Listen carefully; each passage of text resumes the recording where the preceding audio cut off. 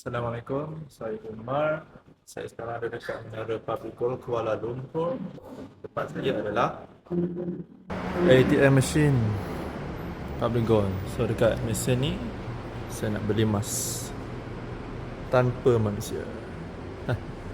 So let's say saya nak ambil 1 gram emas. Okay, scroll. Okay, mana satu menarik? Which one is it? Kartun banyak sangat. Okay, ada teh tarik, roti canai. Okay, this one. Masya Allah, masih kubah, Masya Allah. Masih kubah.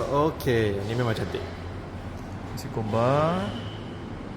So saya pilih nak make payment dengan credit card lah. So my debit. Okay, swipe. Do the swiping. Okay, bismillah. Okay. Confirm and dispense. Processing item. Nanti dia akan keluar kat sini. Hut.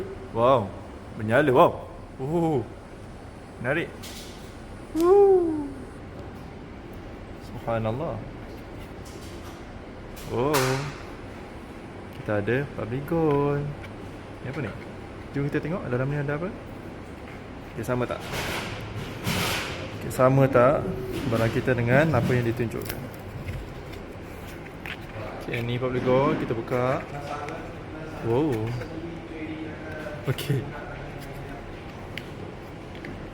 kita buka ni. Wow, samalah. Subhanallah. Nak tunjuk je. Sekejap, mana tadi? Okay, masuk ke bar.